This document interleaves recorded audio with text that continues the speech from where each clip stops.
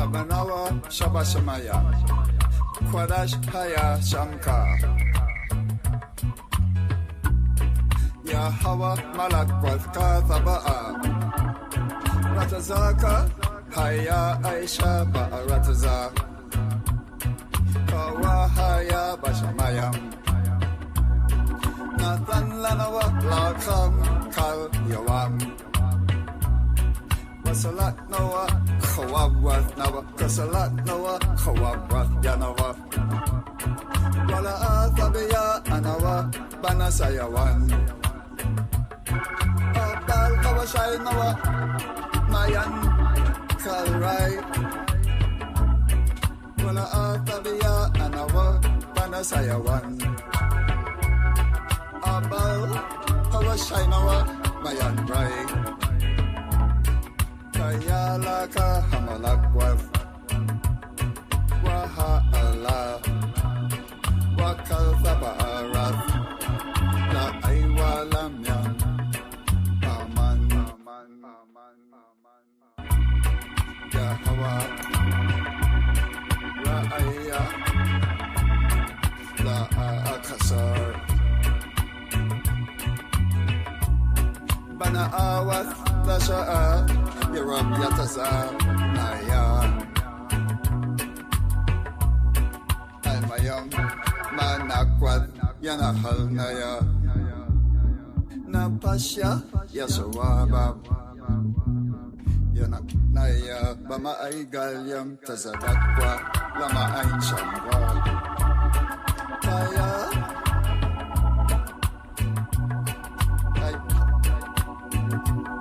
Shabatka Wamasainatka Hama Yanakamnaya Vairak Lapanya Shalkan Basanta Basamanra Asya Vairak Lapanya Shalkan Lakan Lapanya Kalzraya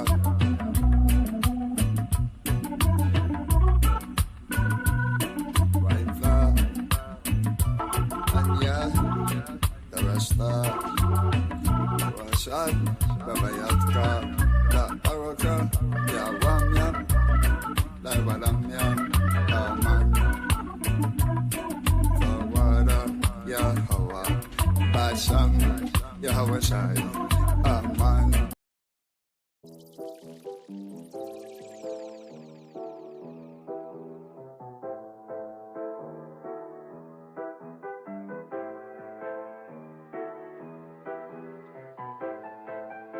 Clap your hands, do your dance, stomp your feet, raise them while your hair. Clap your hands, do your dance, celebrate, raise your Howard's name. This is not a sad song, not a mad song either. I know it's been hard on you lately. Just take a breather. Tell God thank you. He gave you everything you have. Rest as life. We should be there. We should be there.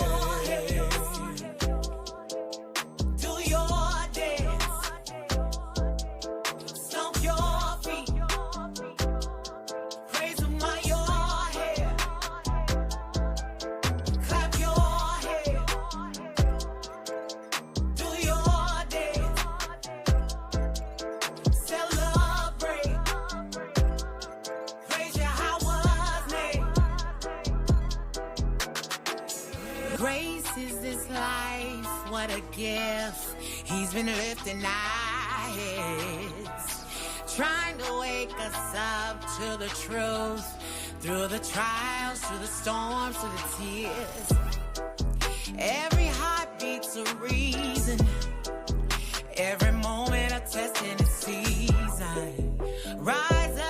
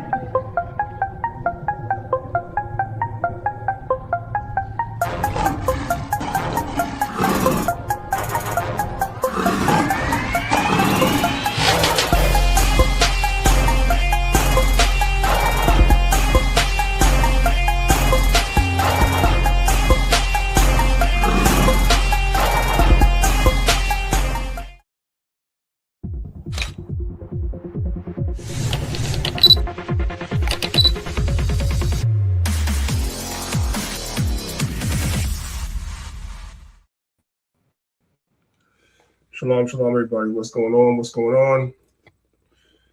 Peace and blessings to everybody listening. I want to give all praise, honor, and glory to the Most High God, Yahweh, the supreme intellect of the universe. And I do so in the name of his only begotten Son, Jesus Christ, whose real name is Yahweh Shai, I should say. I want to give all praise and honor to the Most High for allowing us to gather again for another week to go over the scriptures and also to celebrate or commemorate a very, very important day in Israelite history, right? So I'm glad you brothers and sisters are here. Shout out to everybody that's watching us on our YouTube platforms, Maccabees TV, as well as the Lions of Israel class. Guys, make sure you guys subscribe to the channel, please. Also hit the notification bell so you can be notified every time we go live. I'm going to make the announcement a little bit later, but for those that are here now, we're going to go live again today. I want to say around 5 o'clock. Let me just double check real quick. Let me bring the flyer up. So this afternoon at about 5 o'clock. Salakia, priest, 7. 7 o'clock, Salakia, yes. See, the flyer says 7 o'clock this evening. That's Eastern Standard Time, by the way, guys. 7 o'clock Eastern Standard Time, by the way. We're going to be going live again. So you guys definitely want to hit the notification bell so you guys can be notified every time that we go live. I want to shout out my Clubhouse family as well. We have both rooms open on Clubhouse. I'm seeing a red bar on my phone for some reason. So that usually means the audio is not the greatest. But by now, for those of you that come every week, you already know how we do it. The link is at the top of the room, so you guys can come over to YouTube and you can listen to the lesson over on YouTube and you can catch the PowerPoint lesson, all right? So without further ado, I'm going to pass the floor over to Elder Zahab if he wants to say a couple of words to open up, and then we'll get started. Hey, shalom, shalom. All praise to the Most High. Yeah, I just want to say a Shabbat to the family. All right. Hey, brothers and sisters, keep one another in prayer, right? Because, you know, this is the proofing season, and we all go through things, right? Some brothers and sisters internalize things. Some brothers and sisters, they, you know, rightfully so, they reach out and they ask for help. But at the bottom line, at the end of the day is we all go through something. So just keep one another in prayer, right? Prayer of the righteous availeth much. So that's it. All praise to the Most High for that. Okay, brothers and sisters, without any further ado, we're going to get today's class started. Today's class is just going to be an introduction to the Feast of Dedication, because as we mentioned, Elder Zahab is going to go live a little bit later, and he's going to actually teach the entire lesson. So I kind of just wanted to come today and touch on a few things historically. We can look at a few things that we can learn, a few things historically, and it kind of ties into a lot of the arguments that are going on in the community for the last couple of weeks, let's say the last month. Some of the things that people are arguing about can actually be answered if brothers and sisters just know some history. That's it. It's not really that hard. So we're going to kind of tackle it from that particular vantage point. We're going to have a little conversation about what took place leading up to Alexander and his reign, which led up to Antiochus IV and what he did to Israel, how they desecrated the temple. We're going to kind of go down that timeline today of the history leading up to the Feast of Dedication. And then again today at 7 p.m. Eastern Standard Time, Elder Zahab will pick it up from there, and he'll actually go over the entire lesson in its totality, all right? So today's lesson says, celebrate with us the Maccabees and the Feast of Dedication. I want to start off by reading a scripture. This is the book of Job, chapter 8, verse 8. It says, for inquire. The word inquire is Old English for to ask. For inquire, I pray thee, of the former age. What is the former age? Your history. And prepare thyself to the search of their fathers. If you don't know your history, as they say colloquially, then you don't know your future. If you don't know your past, then you can't navigate the present, because the past teaches you things. Sometimes the past will teach you what to do when certain situations arises, right? And sometimes the past or history will teach you what not to do. When you read the book of Lamentations, chapter 2, the Bible says that our wise men, our leaders, have not discovered the causes of our banishment. I'm kind of paraphrasing it. In other words, those that are in positions of leadership, which a lot of them were given to us by Esau. Esau gave us our leaders. Our leaders are always chosen for us. And they tend to be always entertainers and actors and sports people, so forth and so on, that don't know anything about anything. And it was the same thing going all the way back to the 60s. Malcolm X complained about the same thing back then, right? And the people that we're given as our leaders that are handpicked never can tell us why we're in the conditions that we're in. Why are so-called Blacks, Hispanics, and Native Americans at the bottom? And no matter what we do, and no matter how much we try to come together, no matter what we put our hand to, we always end up on the bottom, staying on the bottom with these other nations putting their foot on our neck. And so we internalize the fact that maybe we as a people, we're just cursed. We are not cursed. We are under curses. We are under judgments for our actions, but we as a people are not cursed, because even in our low estate, all the other nations emulate us and imitate us. So it's one of those things when you look at it, like everybody imitates us. Everybody wants to be black until it's time to be black. You want to braid your hair. You want to do rap music. You want to dance like we do. You want to do everything that we do until it's time to be black. And all of a sudden you're not black. You know what I'm saying? That's how there's a spirit behind that. And our leaders have not been able to figure that out because they're not leaders at all. So the Bible teaches us to inquire about the past and learn from the past. Things that we should do and things that we shouldn't do. That's what the Bible teaches us. So one of the things that we're going to learn today, and we learn this every year over and over, is that our holy days, our set-apart days have significance. There's no set-apart day on the Hebrew calendar that's folly. It has no meaning. All of our days have meanings. When it comes to the so-called white man, because we're in America, the majority of people listening to this broadcast is in America, and some of our folks are in England. I know a lot of y'all in England listen as well, right? Most of the days that we have are folly. That's what it is. Let's just call it what it is. Christmas is folly when you strip back the layers. Easter is folly when you strip back the layers. Valentine's Day is folly. I'm sorry, sisters, when you strip back the layers. Sweetest Day that you guys have in the South is folly. Easter is folly.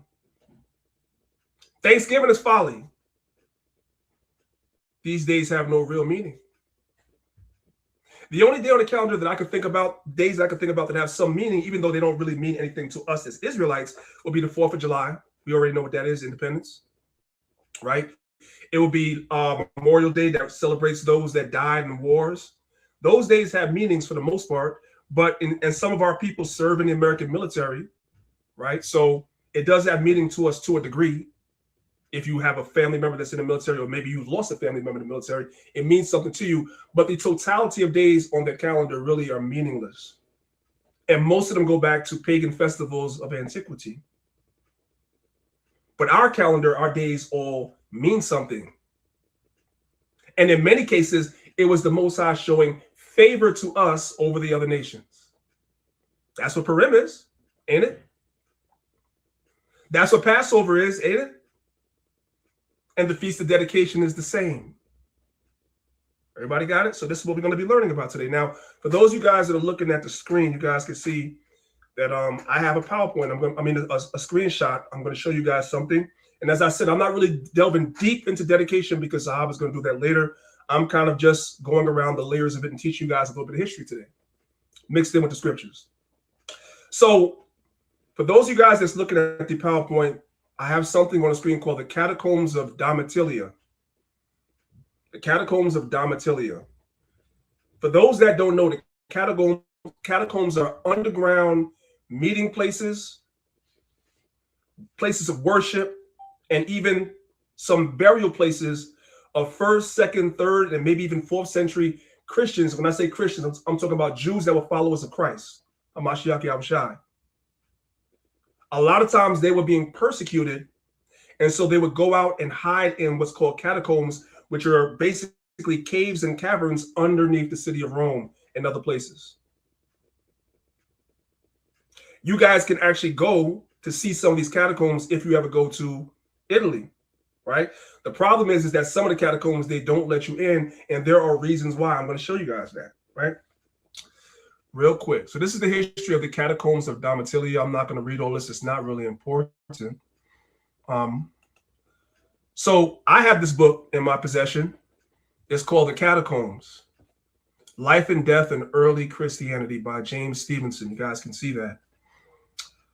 When you come here to page number 53, you guys can see that it says here, I know it's kind of small. Let me go ahead and let me remove the banner because I know the banner is probably obstructing your view. I've been doing a lot better with that lately, guys. I've been remembering to get rid of it. I know sometimes you guys can't see things. Nobody bothers to tell me, you know. It's when I go back and I look at the PowerPoint, I'm like, shoot, they couldn't see. But anyway, let's come back. So you guys are seeing that this is page 53. That's Damatilia, right?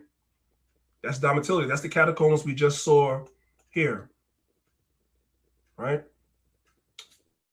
And you guys can see it's located in Rome, Italy, right? So this is the catacomb of Damatilia, and we want to focus on figure number 53, which they say is Job. You guys can see that right there. Figure 53 is Job, right? So let's go into the next slide. And when you look at the book, you guys can see that's Job right there, and they got him as being black. Does everybody see that? There's no way that the Christian apologists can say that we just make stuff up. Oh, you black Israelites, you try to make everybody black, but this doesn't lie. This doesn't lie. Those first, second, and third century Christians that were in these catacombs are leaving images behind like this. You got to argue with them, not us. That's why we teach demonstration beats conversation.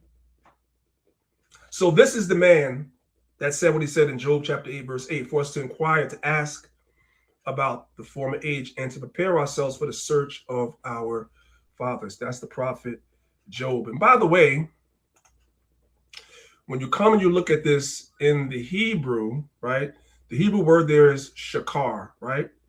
Now, shakar does have a metaphoric meaning in terms of being black, not physically black, but it has a metaphoric meaning, but it also has a literal meaning as well, literally to be black of skin. And when the people that put together these images in the catacombs that were a lot closer to the writings than we are today, they took the black to mean literal, and that's the images that they created. So when the Christian apologists come in to argue, you ain't got to argue with me, you got to argue with this book. And by the way, your white brethren put together, not me. Joe wanted to say that, right? Now, let's move on. Hold on, I'm confused. I got a question. I thought they said Job was an Edomite priest for the slow people in the back. That's a great observation. That's a no. You were in the spirit. They said Job is an Edomite, right? Y'all all heard that. Meanwhile, in books like this, they got Job as being black. So something is wrong. Something is wrong.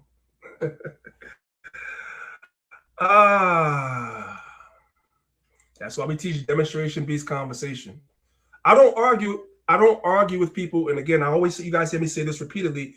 This is what inspired me to start putting these lessons together in PowerPoint so I can demonstrate what we teach, because demonstration is what builds you guys' faith up. I can sit here and verbally tell you. No, Salaki. I can sit here and verbally tell you guys this person was black, that person was black, this book says it, that book says it. And many of you brothers and sisters will believe what I'm saying, but that's the problem that we're having now, even in Israel as we speak. A lot of brothers and sisters are not studying. And then when somebody comes and they make a statement, you don't know what to believe anymore. You're confused because you don't study. So I took the burden of putting together over 400. Let me stop sharing my screen first. Let me show you guys something. Because y'all be thinking I'm kidding or I'm making stuff up. I'm gonna show you something. I'm gonna give it right to you, Zahab. You guys are looking at, you have a sneak peek into my folder. This is my folder for my PowerPoints, my external hard drive. I want you guys to look at this number right here in the bottom right-hand corner, bottom left-hand corner where the arrow is. Y'all see that number 451? You see that number 451? That is 451 PowerPoints that I have. 451. All of these. All of these. Right? I might have to do an academy to teach people how to make PowerPoints, because this is a lot of work. I've been doing this since 2019. Right? To make it easier for you, brothers and sisters. Right before the class started, I'm giving you guys all the sneak peeks. Right before the class started, my newest PowerPoint I'm working on is a PowerPoint called "Did King Solomon Steal or Plagiarize the Book of Proverbs?" Because that's what the commissions teach. The niggas that's into Kemet, they teach that the book of Proverbs was stolen. The book of Proverbs was stolen from Egypt. If somebody comes and asks you at a camp, what you gonna say? You probably be stuck. I'm gonna help y'all understand how to debunk that, because that's some of the dumbest stuff ever, and it's not hard to debunk. But anyway, back to what we're saying. We ain't gonna get too far off the topic, right? So coming back here. Matter of fact, Zahab, you said you wanted to say something, so go ahead first.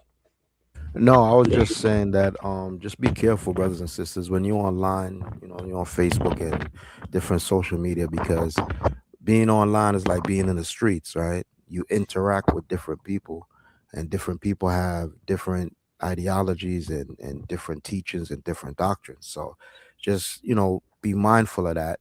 People say, oh, well, where you get that idea Job is an Edomite? Are you tripping? No, that is a doctrine that is being taught out there. You go online, people say that. I'm not going to say who. Certain camps, they teach that, yeah, Job is an Edomite. So, just be mindful. And you see the elders showing you images from pictures that were, taken in the catacombs, from renderings and all that, way before this Hebrew Israelite thing even came about. So just be aware, brothers and sisters. Don't get tossed to and fro whenever you see stuff like that on the internet. And that will be another class that I'm going to teach, in maybe not this upcoming academy, but maybe the one at the end of 2026. I'm going to teach you guys that doctrine of Job being an Edomite comes from the Septuagint. Extra verses in the Septuagint that do not appear in any of our English Bibles. The problem with that, brothers and sisters, is the Septuagint that we have today is not the Septuagint that they had in antiquity. It has been absolutely rewritten. There's interpolations in there. If you don't know what an interpolation is, that means that people went in there and added stuff hundreds of years later, all that stuff. There's a lot of forgeries and not plagiarism. There's a lot of forgeries and interpolations in our current Septuagint that you can go on Amazon and buy. And I'm going to show you guys that. So that doctrine is fake. That's why your English Bibles do not have those extra verses. That's why. Because these scholars and the translators understood that. Now we're way off the beaten path, so I'm going to keep going. It's all good. Sometimes these things need to come out because somebody needed to hear that. All right, we're in 1 Kings chapter 11. We're going to start from verse number 1. It says, "But King Solomon loved many strange women, together with the daughters of Pharaoh, women of the Moabites, Ammonites, Edomites, Sidonians, and Hittites, of the nations concerning which the Lord said unto the children of Israel, Ye shall not go into them, neither shall they come in unto you, for surely they will turn away your heart after their gods. Solomon clave unto these in love." So the exact thing that the Lord told Israel not to do, Solomon did that. Because Solomon was a ladies' man. Solomon struggled with lust. I remember the elders always saying, a lot of brothers don't really understand this. The elders used to always say it. There are women in this world. I don't give a damn how knowledgeable you are. I don't give a damn how stoic you are. I don't give a damn about none of that stuff. There is a woman in creation or two that will take you off the zone if you let her in your life. She'll take you off the zone if you let her in your life. That's a fact. One of the greatest among us outside of Yahushua, Solomon, that's what he did. The Lord didn't even allow his father to build a temple. The Lord allowed him to build a temple. When you read 1 Kings chapter 4, the Most High said Solomon was wiser than everybody. He was smarter than everybody. So if anybody should not have did this, it was supposed to be him. But the Most High said there's a woman that could take any man down. It's a fact. That's why, now I'm way off the beaten path. That's why the FBI has a program called a honeypot or a honey trap. Do you brothers know what that is? They recruit some of the best looking and finest women. First of all, they study you. They study you to see what type of women you like. And now with the advent of technology, they can just watch what you're looking at on the computer. They can watch what you're looking at on your phones. And they see what you brothers are looking at on Instagram. They see all the Instagram models that you like in their pictures and everything and all this other stuff that I be seeing brothers do too. I'm like, don't brothers know that when you like a picture, if I follow you and you follow me, I'm gonna see it? I be having a laugh to I'm gonna see it. You know what I'm saying? Anyway, I'm way off the path. Brothers playing in the snow. Playing in the snow. Brothers be taking trips to China. Brothers be doing everything, right? But the point is that, but it's understandable because it's innate within man. You see what I'm saying? And so the FBI has something called a honey trap where they don't come in and they'll get a woman to take you down. They'll get a woman to take you down. And they will recruit some of the best looking, finest women, put them women in the damn gym, get them in shape, whatever, like whip them into shape, and then come. And you look in the mirror and you know that normally you don't attract that type of woman, nigga. You know that.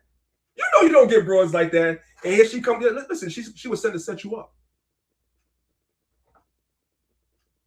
Khalid Muhammad, I believe, the one that was with the Nation of Islam, his wife was a honey trap. I believe that 100%. I believe 100%. I believe Kevin Samuels got caught by a honey trap. I don't believe his death was natural. What he was telling y'all online was one thing, but what he was doing in his private life and the things he liked, they was watching him. Because it's funny how he dies with a female that's right there. That's every type of female he always talked about that he liked. That's how it goes. But guess what? That's as ancient as Solomon. It's the same thing. Let's keep reading. Verse number 3. And he had 700 wives. How does a man have time for that many women? It's crazy. And he had 700 wives, princesses, and 300 concubines, and his wives turned away his heart. That's why Paul in the New Testament is not making it law, but he's giving advice.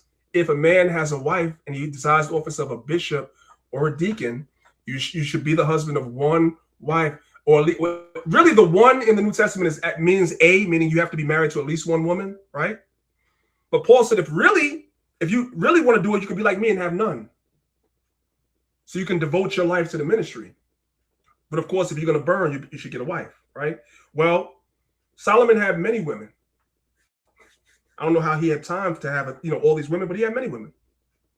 And that's why his heart was turned away from the Most High. Because with women comes responsibility. They want time. They want your energy. They want your time. They want your attention. They want all that. So you don't have time to be doing things of the Father if you're catering constantly to your woman, much less you have 1,000 of them. Right? Verse 4. For it came to pass when Solomon was old that his wives turned away his heart after other gods. And his heart was not perfect with the Lord his God, as was the heart of David his father. For Solomon went after Ashtoreth, the goddess of the Zidonians, and Milcom, the abomination of the Ammonites. Verse 6, and Solomon did evil in the sight of the Lord, and went not fully after the Lord, as did David his father. Verse 7, then did Solomon build a high place for Chemosh, the abomination of Moab, in the hill that is before Jerusalem, and for Molech, the abomination of the children of Ammon. And likewise did he for all his strange wives, which burnt incense and sacrificed unto their gods. And the Lord was angry with Solomon, because his heart was turned from the Lord God of Israel, which had appeared unto him twice. And he commanded him concerning this thing, that he should not go after other gods, but he kept not that which the Lord commanded. Wherefore, the Lord said unto Solomon, for as much as this is done of thee, and thou hast not kept my commandments and my statutes, which I have commanded thee, I will surely rend the kingdom from thee, and I will give it to thy servants. So what I'm showing you, we're following a path here. I'm showing you what Solomon's sin was. Solomon's sin was, he went out and got all these women his heart desired, especially some of the ones that the Most High said don't get, fell in love with them. And you know what happens when a man falls in love with a woman? He'll do anything for her. Anything. So they asked him for the most extreme thing. build a temple to my gods. And he did it. That was Solomon's sin. Everybody got that? Okay, let's move on. But what Solomon's sin was not, what his sin was not, was keeping a feast of dedication. Because some of these Old Testament only Israelites, I don't know if you guys know this, some of these Old Testament only Israelites will tell you that you are in sin for observing the Feast of Dedication. We clearly just read what Solomon's sin was. Solomon also kept the Feast of Dedication. This was not sin. So if it wasn't sin for him to do it, how is it a sin for us to do it? That doesn't make no sense. This is 2 Chronicles 7, starting from verse number 1. It says, now when Solomon had made an end of praying, the fire came down from heaven and consumed the burnt offering and the sacrifices, and the glory of the Lord filled the house. Verse 2. And the priest could not enter into the house of the Lord because the glory of the Lord had filled the Lord's house. And when all the children of Israel saw how fire came down and the glory of the Lord upon the house, they bowed themselves with their faces to the ground upon the pavement and worshiped and praised the Lord, saying, for he is good, for his mercy endureth forever. Verse 4. Then the king and all the people offered sacrifices before the Lord. And King Solomon offered a sacrifice of 20 and 2,000 oxen and 120,000 sheep. So the king and all the people dedicated the house of God. Verse 6. And the priests waited on their offices. The Levites also with instruments of music of the Lord, which David the king had made to praise the Lord, because his mercy endured forever. When David praised by their ministry, and the priests sounded trumpets before them, and all Israel stood. Verse 7. Moreover, Solomon hallowed the middle of the court that was before the house of the Lord, for there he offered burnt offerings and the fat of the peace offerings, because the brazen altar which Solomon had made was not able to receive the burnt offerings and the meat offerings and the fat. Verse 8. Also at the same time, Solomon kept the feast 7 days. So the idea of the Maccabees doing a 7-day feast was not something that they just made up. They got it from Solomon. They were literally patterning what they were doing based on what Solomon did. That's it. It's not a sin to do that. We just read where Job said you're supposed to inquire of the former age. That's what they did. They went back and read about what Solomon did, and that's why they did what they did. There is no sin in that. Verse 8 again. Also at that time, Solomon kept the feast 7 days, and all Israel with him, a very great congregation, from the entering in of Hamath unto the river of Egypt. Verse 8. And in the 8th day, they made a solemn assembly, for they kept the dedication of the altar 7 days and the feast 7 days. So for those of y'all that's following along and looking at the PowerPoint, you guys can see the word for dedication is the word Hanukkah. That's where you get your so-called Hanukkah from. This is not a new idea that the Maccabees did. They were simply inquiring of the former age and applying things that they saw that would be helpful to them in their time. Does everybody see that? Now we're going to fast forward, because we know that the first temple was eventually destroyed, right? We went into captivity under the Babylonians. Then the Babylonian kingdom was superseded by the Medo-Persian Empire, right? And then Cyrus made a decree. Matter of fact, we're going to read it. We are in Ezra chapter 6. We're going to start from verse number 1. It says, then Darius, the king, made a decree, and search was made in the house of the rolls, where the treasure was laid up in Babylon. And there was found at Achmetha in the palace, that is the province of the Medes, a roll. And therein was a record thus written. In the first year of Cyrus, the king, the same Cyrus king, made by decree concerning the house of God at Jerusalem.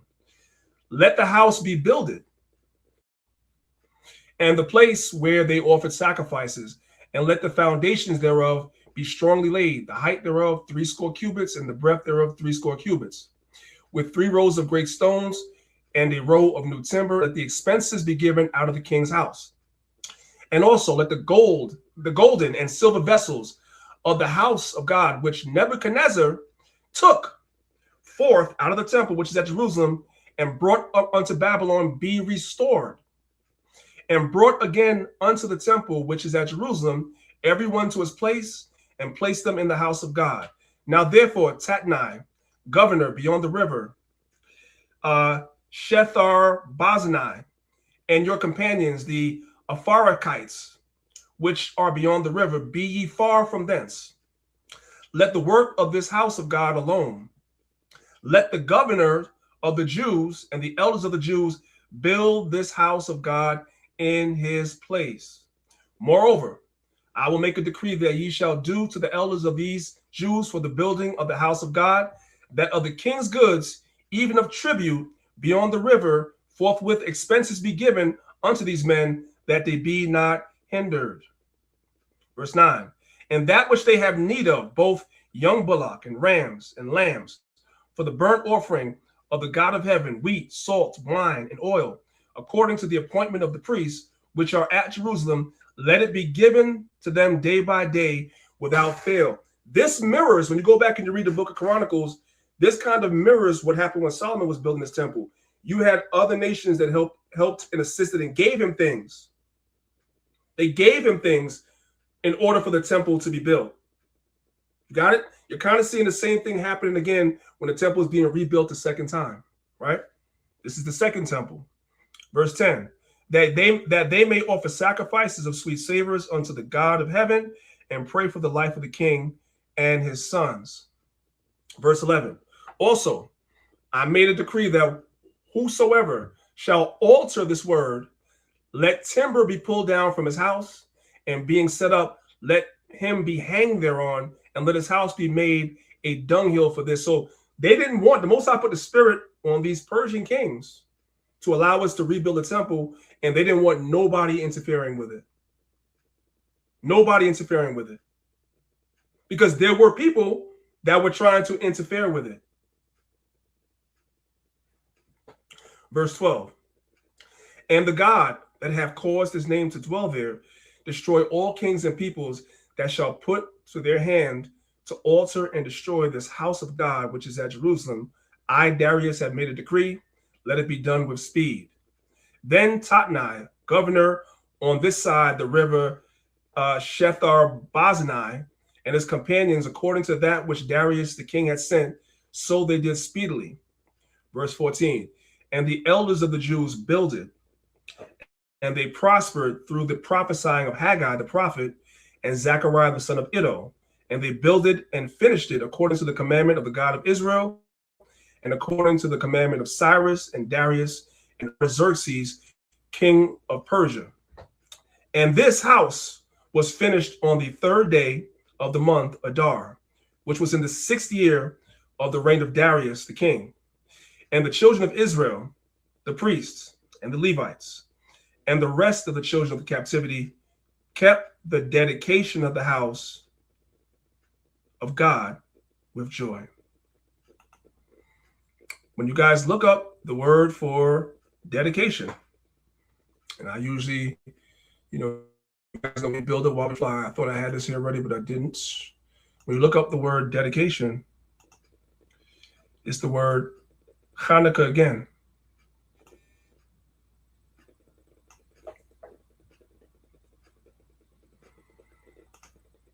So we see the example with Solomon when he built the temple the first time.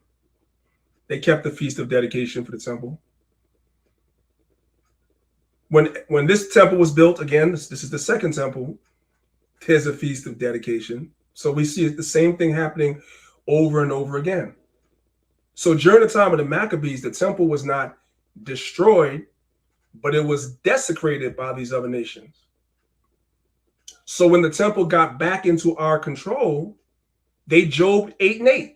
They went and searched their records of what their fathers would do. And the best example they could find is that every time the temple was restored, When it was built, there was a dedication. When it was rebuilt, there was a dedication. Now we have it in our possession again. We're going to do a dedication like Solomon and them did.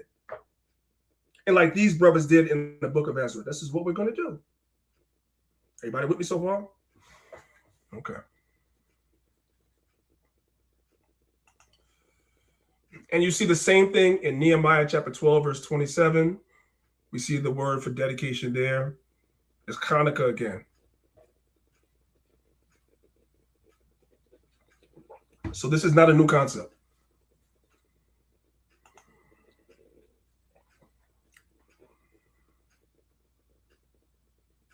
Hamashiach Yahushua, who the world calls Jesus Christ, also observed the Feast of Dedication. This is John chapter 10, verses 22 and 23. And it was at Jerusalem, the Feast of Dedication, and it was winter, and Jesus, Yahushua, walked in the temple in Solomon's porch. So Solomon's porch was the name of two porches associated with the temple in Jerusalem. The original temple constructed by Solomon is described in 1 Kings. As for the house which Solomon built for the Lord, its length was 60 cubits, and the width 20 cubits, and the height 30 cubits. The porch in front of the nave of the house was 20 cubits in length, corresponding to the width of the house, and its depth along the front of the house was 10 cubits, right? The reconstructed temple was later modified by King Herod. So when it speaks about the reconstructed temple, we just went over that history. Solomon built the first temple. The Babylonians destroyed it. Under the Persians, we were allowed to go back and build the second temple. So this is the reconstructed temple that this is talking about. The reconstructed temple was later modified by King Herod. So all the way from the time that we had the second temple built, even during the time of Herod, there were modifications constantly being done on the temple. There was constant modifications on it. Herod made some modifications as well. The reconstructed temple was later modified by King Herod, and it included also an area also known as Solomon's porch. This structure was on the east side of the temple and was covered with a roof, thus providing more protection from the weather than the temple courtyards, right? Because what you have to understand now, this is us putting ourselves into the story and not reading it like a novel, not reading it like a religious book. The Bible tells you it was winter. You have to delve into that. So what happened was they also built a portico or a porch that was kind of covered because it was winter and the weather was bad. During the time of dedication in Israel, the weather's bad. This is generally the cold and rainy season in Israel. That's why the turnout for the Feast of Dedication was never that of Passover, because Passover is in the spring, it's warm. Jerusalem gets cold in the winter. So now let's look at this map, because some of you brothers and sisters didn't know that, right? Jerusalem is about 2,540 feet above sea level. So these are all the famous mountains. I ain't gonna say all, but these are many of the famous mountains in Israel, right? So you have Mount Zion, you have Mount Moriah, you have the Mount of Olives, you have Mount Gerizim, you have Mount Ebal, you have Mount Gilboa, you have Mount Tabor. And Jerusalem, its height is right up here with some of these mountains. As opposed, as you guys can see with this map, as Jericho that's down here. So as you go up into the mountains, what happens? It gets colder.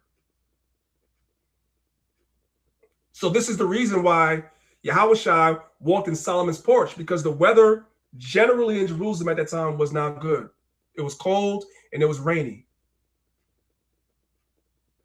All right, everybody got that? Okay.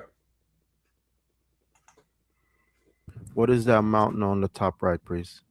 The sign was blocking. Is that Mount Hermon? Yeah, Mount Hermon. Yeah, Okay, the logo is. All right. So, all right, let's go to the next slide. All right, you know what I'm going to do? Since you said that, I'm going to remove our logo as well so that there's nothing blocking really. So I want everybody to be able to see what it is that we're showing. So I'm going to take the logo off for now as well. Okay. Where am I? All right. Now I showed you guys this stuff for a reason. Now I'm kind of going to segue into something. Let's come back here real quick. I want to come back here for a second, real quick. There was something else I wanted to show you guys. And I hope you guys can see it. All right. As a matter of fact, you know what? I think it's in future slides coming up. So you know what? I'm going to wait. I want to go to the book of Amos chapter 7. We're going to read verses 7 and 8. We have to be straight first. And I think this is something that's lost on brothers lately. But we have to be straight first. I'm going to explain to you guys what I mean by that. Let's read Amos chapter 7, verses 7 and 8. It says, "Thus he showed me, and behold, the Lord stood upon a wall made by a plumb line, with a plumb line in his hand." What is a plumb line? And what is it used for? A plumb line is used to establish a true vertical line to check if something is perfectly straight. So a plumb line is used in construction by carpenters, construction workers, to ensure that walls, beams, and other structures are plumb, meaning they're perfectly vertical. That is the physical understanding of this, right? Because we're talking about the temple. The spiritual or esoteric understanding of this is that the Bible teaches us we're the temple. Your body's the temple. So the same way that a plumb line would be used to make sure a wall or a beam is perfectly straight in its original form, right? In this outward, if you go esoterically and we're a temple, what is you measure to make sure that we're perfectly straight? I think everybody knows the Bible. The Bible. The Bible is our plumb line to make sure that we are perfectly straight. And we, the temple, are measured against it. Everybody following along?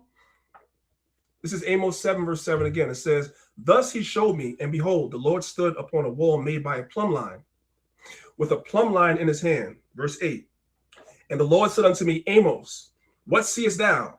And I said, a plumb line. Then said the Lord, behold, I will set a plumb line in the midst of my people Israel." What is that plumb line? The Bible. We're being measured against, and to be more specific, the plumb line is the law. That's what measures whether we're crooked or straight. That plumb line would also extend to Yahushua, because we're following Yahushua's example, because Yahushua was perfectly straight. So if you want to know how to do the law, the plumb line, if you want to know how to do the law perfectly, you follow Yahushua's example. That's how you're measured. The Most High said he will be a plumb line in the midst of Israel, meaning the canon of the Bible is set before us. The law is set before to measure Israel, not the other nations. That's the purpose of the plumb line.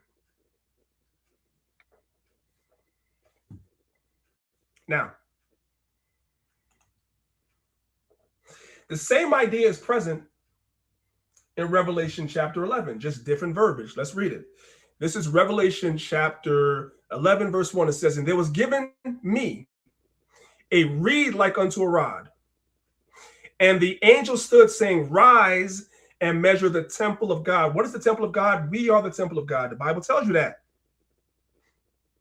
"And the altar, and them that worship therein." So what is used to measure us? If we're the temple, what is used to measure us? It is the canon. What is the canon? The canon is a measuring rod. So this reed like unto a rod is talking about the Bible, the scriptures. It's talking about the body of sacred scriptures. This is what's used to measure the people. So John was instructed to measure the people, because we are a representation of the temple.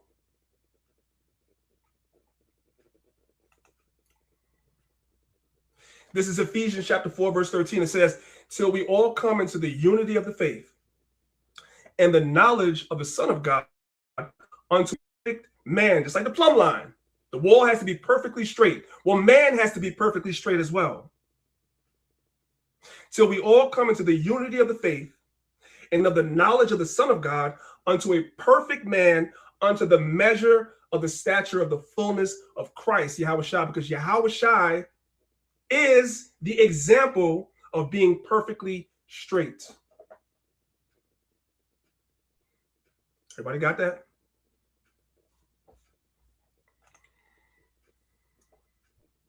So let's come back. I want you guys to see something. Revelations 11, verse 1 again. And there was given unto me a reed like unto a rod. Matter of fact, let me do this. So I want to make sure I don't want to lose the point. I have a slide in between. So I'm going to duplicate the slide, boom, and I'm going to bring it right here. Okay, let's get it. It's Revelation chapter 11, verse 1 again. And there was given me a reed like unto a rod. We know that reed like unto a rod is talking about something that would measure the people. That's the Bible. And the angel stood saying, rise and measure the temple of God and the altar and them that worship there. And the people that's inside the temple, I want you to teach them. Because that's what it is. Teach them. Verse 2. But the court, which is without the temple, leave out and measure it not. What does it mean to measure? To teach them. For it is given unto the Gentiles, and the holy city shall they tread underfoot 42 months. What are we seeing? John is using symbolism from Herod's temple. You guys can see this right here. This is Herod's temple that he was making improvements on, that was built during the time of Ezra and Nehemiah and them. He's making improvements on it. And John is using the symbolism of the temple. If you look at the symbolism of the temple, what do you have? On the outside of the temple, this is as far as the Gentiles, the natural Gentiles, the non-Israelites, this is as far as they could go. They were not allowed in here. Only Israel was allowed in here. Only Israel was allowed in here.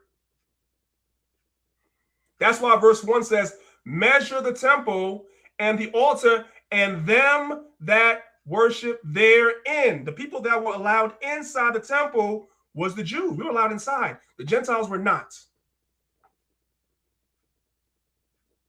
John is using that same symbolism here in Revelations 11, verse 2. But the court which is without the temple, leave out and measure it not. It's not. How do we go to teach the other nations and bring them in when Israel is not gathered yet? We already know the other nations are going to learn. That's Isaiah chapter 2, Isaiah 56, Micah 4, Zechariah 14. We already know the other nations are going to learn. But the impetus, the mission is to measure Israel first. We have to measure up and be made straight first. Because it's going to be our responsibility to teach the other nations.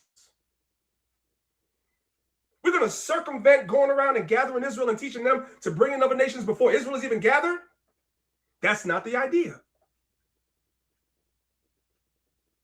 Verse 2 again. But the court which is without the temple, that's what the Gentiles were, leave out and measure it not. That doesn't mean if you're at camp teaching and another nation comes up and asks you questions about the Bible that you can't answer. That's not what it's saying. You can answer anybody's question. You could teach anybody. But that's not supposed to be your mission. That's not supposed to be your priority. Your priority is your people. This is what we're sent forth to do, to gather Israel through our teachings. And if some other nations learn along the way, all praises. But the mission is not to go out there and gather them, to put an emphasis on them. That's what the book is showing you.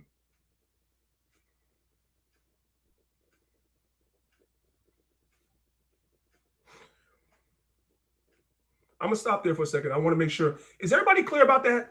if what I just showed you guys makes sense, I want y'all to put 1 in the chat. If it didn't make sense, you put 2.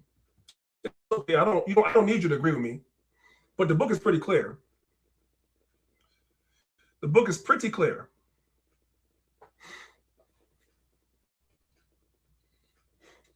We're putting the cart before the horse. We're going out to gather Gentiles before we gather Israel. That's crazy. You're putting the cart before the horse. That makes no sense.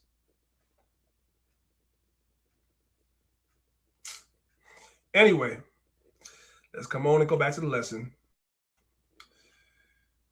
That was my rant for today, guys. All right. Finally, guys, we get to talk about the Maccabees. People thought I would never get here. Okay.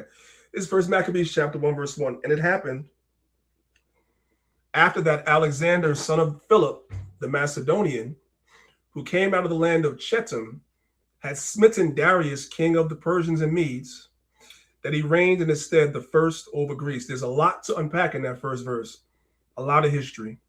The first thing I did was I added in parentheses which Darius it was, because there was more than one. As you guys can see looking at the PowerPoint, there was more than one.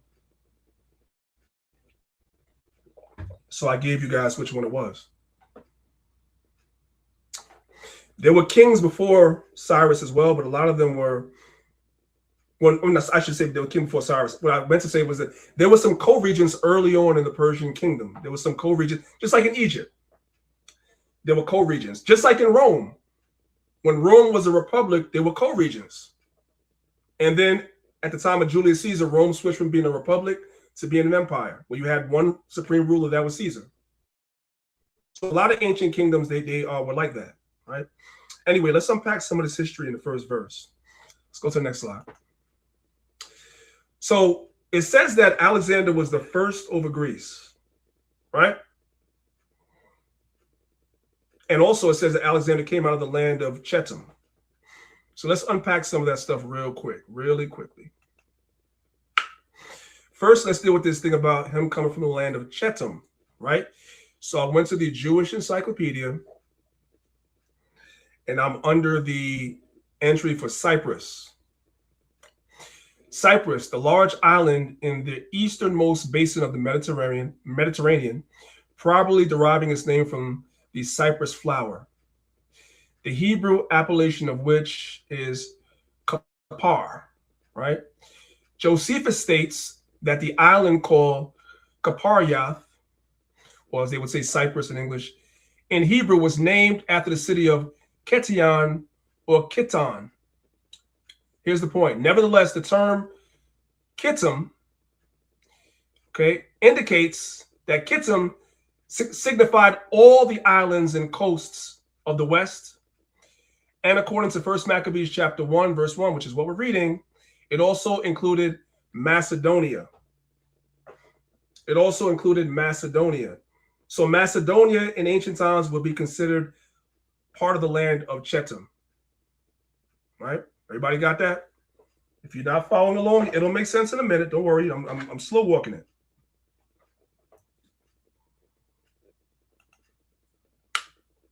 Now, the next thing I want you guys to notice from this map is Macedonia is to the north. These are pretty much the Greek islands that they were talking about. That would be considered Chetam. But notice Macedonia is all the way here to the north. You guys see that? It's all the way up here. Now, another thing, and this is not really important, at this time, all these different places were considered Greece. And guess what? All these people have their own dialect of Greek. They didn't all speak the exact same Greek. Just like you have Scottish people that speak English, right? You have Australian people. Of course, you have people from England that speak English. You have American people that speak English. You have Canadian people that speak English. Then you have people in the Caribbean that they call West Indians. They speak a broken form of English. It's all English, but it splits itself down into, and it metastasizes itself into different dialects of English to a degree. Well, Greek is the same. Not only were these people all split up amongst themselves, they all spoke their own version of Greek. Right? And so now, let's deal with this. This is a map of classical Greece. Classical Greece, meaning before Alexander, consisted of Greek city-states. These Greek city-states had a loose confederacy where they would unite to fight against the Persians. They would do that. But outside of that, they were divided and everything else. They didn't speak the same Greek. I just showed you guys that. They spoke different dialects of it. And they had their own alliances too within themselves. They would all come together to fight against the Persians. But outside of that, they had cliques, right?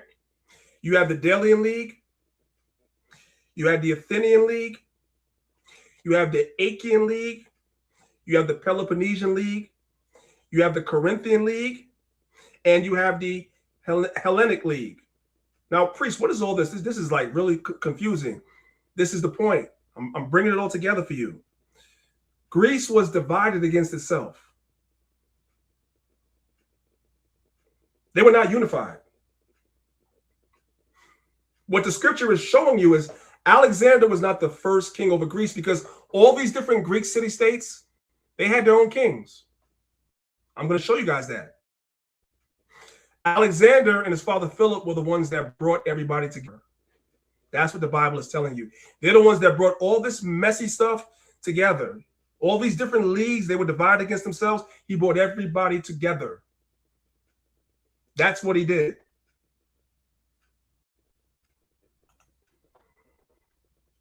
This is the list of the kings of Sparta. So when it says Alexander was the first king over Greece, how could that be when Sparta had its own kings? He was the first over a united Greece, where he brought all these different factions together. That's what the Bible is telling you. These are the kings of Thebes. They had their own kings. So the Bible is not wrong. The Bible is being concise. So what happened, to make a long story short, and I have a whole lesson on this, you had something called the Peloponnesian Wars. The Peloponnesian Wars, where you had all these different Greek city-states, they were fighting each other. The Macedonians at the top, they picked the winning side. That's what they did. They were very, like white people are, they were very strategic. They watched people take sides during the Peloponnesian War, and they picked the side that they knew was going to win. A lot of these people that you're looking at in these different Greek city-states, a lot of them were melanated people. And what happened was, after the Peloponnesian War, Philip and Alexander united all of these different city-states under something called the Hellenic League. They took over. Because these two sides were at war, and a lot of them were weakened by the war, that gave Esau, like always, to be able to come in and creep in and take over. That's how it happened. Everybody following along? That's the missing piece of history that a lot of people don't know. The white man displaced and pushed out a lot of the melanated people out of these areas and took over. The same way he did it to the Native Americans. It's not that hard. The same way he did to the Aboriginals of Australia. The same way he did to the Aboriginals of Hawaii. Right? Everywhere he goes, this is what he does. He's always done this.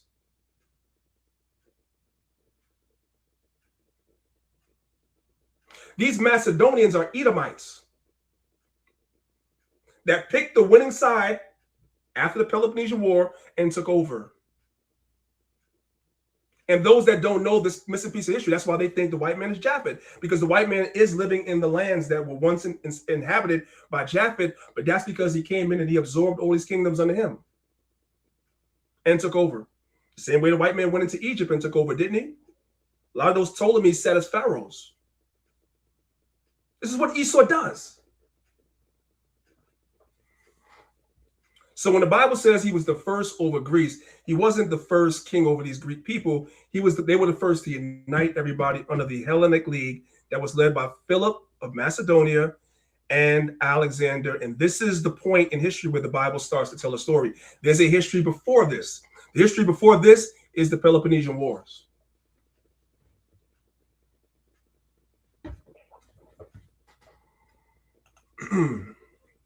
Now it makes more sense why it says that Alexander was the first over Greece.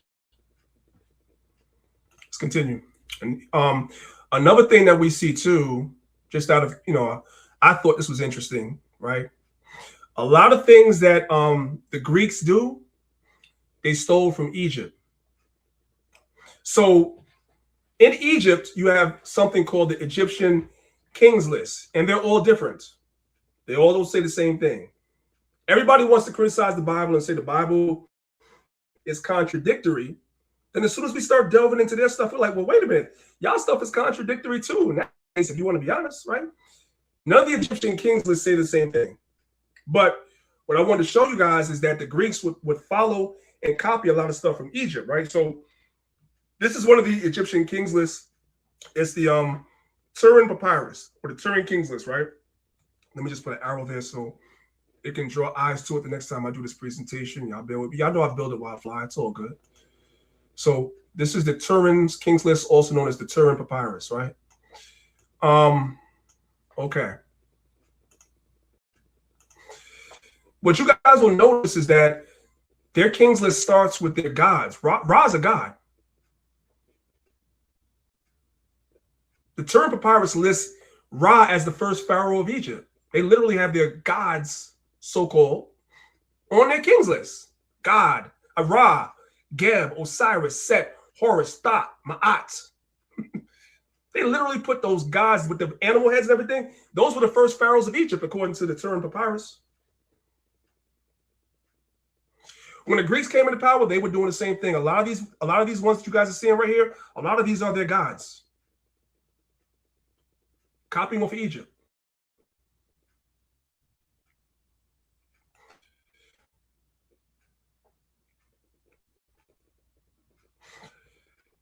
Let's see. It's not until you come right here, this one right here, it says the number 11. This is actually the first time it's a human being. Menes, also known as the damn, why is it slipping me now? He has another name in history as well. It's slipping me right now. It doesn't really matter. I'm just showing you that the Egyptians copied off of the Greeks copied off of the Egyptians. That's all you guys need to know. It's not that serious. All right. I want to jump over to Daniel chapter 7 real quick. Pick it up from verse number 1. It says, in the first year of Belshazzar, king of Babylon, Daniel had a dream and visions of his head upon his bed. Then he wrote the dream and told the sum of the matters. Verse 2, Daniel spake and said, I saw in my vision by night, and behold, the four winds of the heaven strove upon the great sea, and four great beasts came up from the sea, diverse one from another, right? So this is anthropomorphism. These beasts are kings or kingdoms that will come up and rule in succession of each other. We're going to jump down to verse number 6. It says, and after this I beheld, and lo, another like a leopard, which had upon the back of it 4 wings of a fowl.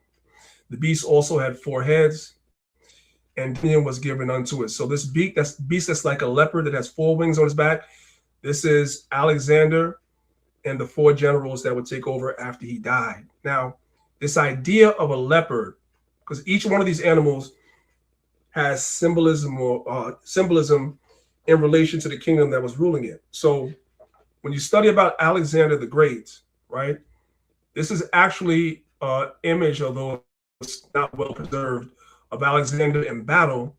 And you guys will notice his horse has a leopard skin on it, right? You guys can see that right there where the arrow is. It has a leopard skin on it, right?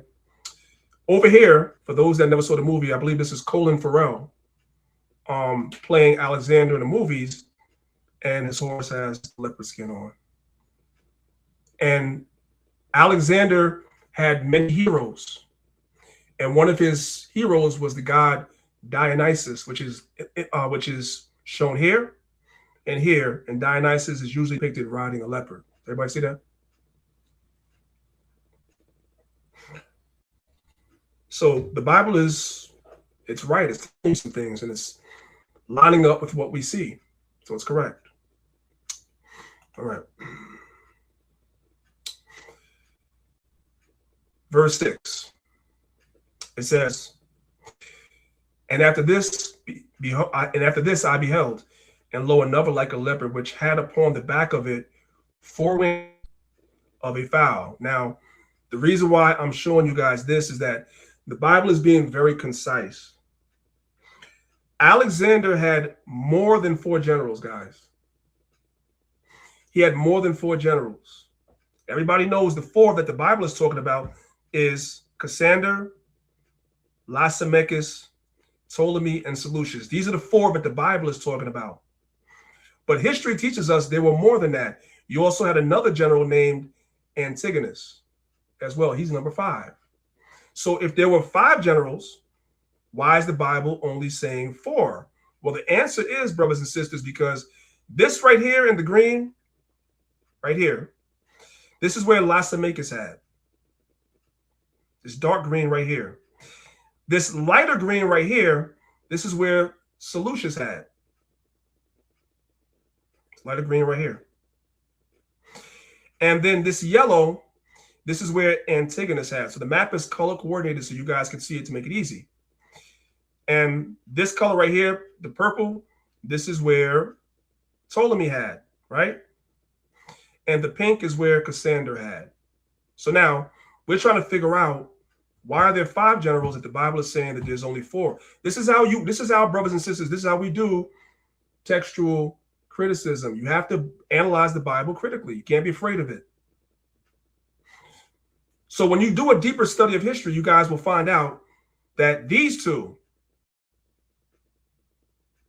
Seleucus and Antigonus, right here, and the yellow, they went to war. And Antigonus, the yellow guy, lost the war.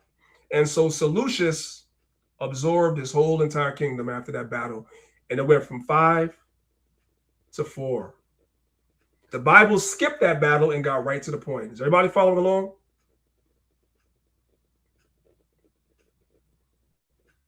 That's why Daniel says it was 4.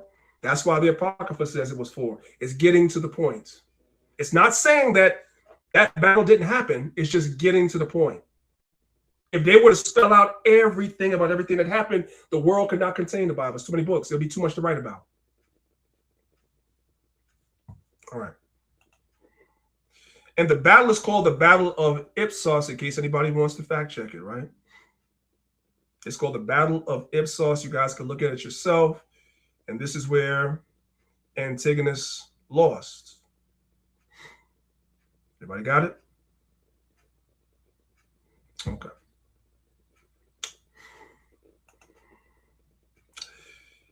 So it says right here, by the way, I searched it on the Encyclopedia Britannica, although there's other sources you can use too. It says right here, when Seleucus deployed his elephants as a living wall, Antigonus's own 70-odd elephants had given him a clear edge over rivals in earlier rounds, but Seleucus had 400 animals, and this made the difference as the Allied infantry pressed their advantage in a storm of arrows, slingshots, and other missiles.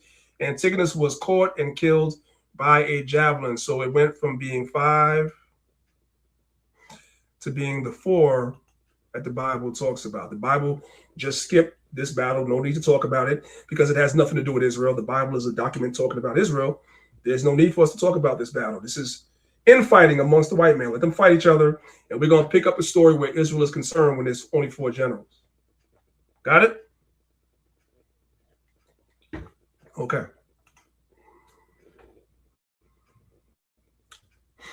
Now, this is from the Antiquities of the Jews by Flavius Josephus, and the title is called Alexander and the High Priests. I want to read this because this is important.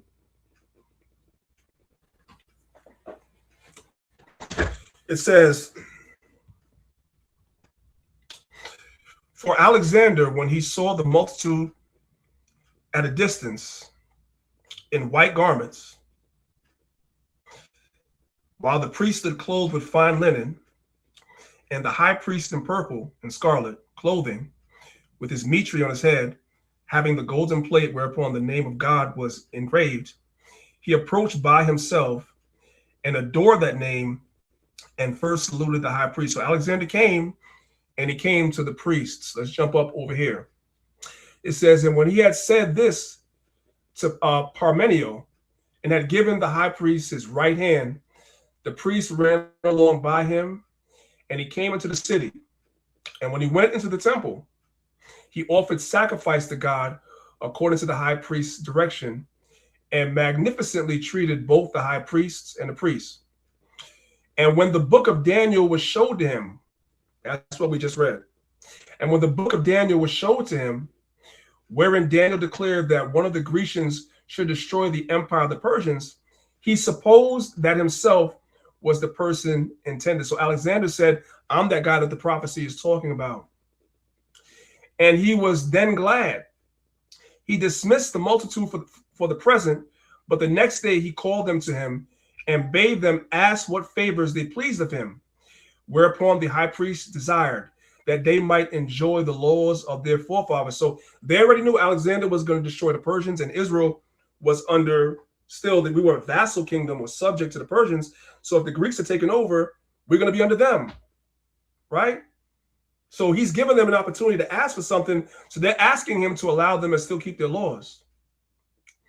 Whereupon the high priest desired that they might enjoy the laws of their forefathers and might pay no tribute on the 7th year. So they already knew Alexander was going to tax the hell out of them, but they asked at least every 7th year if they could skip paying tribute. He granted all they desired, and when they entered and when they entreated him that he would permit the Jews in Babylon and Media to enjoy their own laws also, he willingly promised to do hereafter what they desired. So even the Jews that were living in Babylon and the Jews that were living in Media, they asked that they can keep the laws as well. And he said, yes. So now look at this right here. And when he said to the multitude that if any of them would enlist themselves in his army on this condition, that they should continue under the laws of their forefathers and living according to them, he was willing to take them with him. Many were ready to accompany him. And what is that? What does that show you, brothers and sisters? Just like I've been going over the last month, the Jews were in the Greek army too. The Jews were in the Greek army too. I already have proven the Jews were in the Roman army. We were in the Greek army too.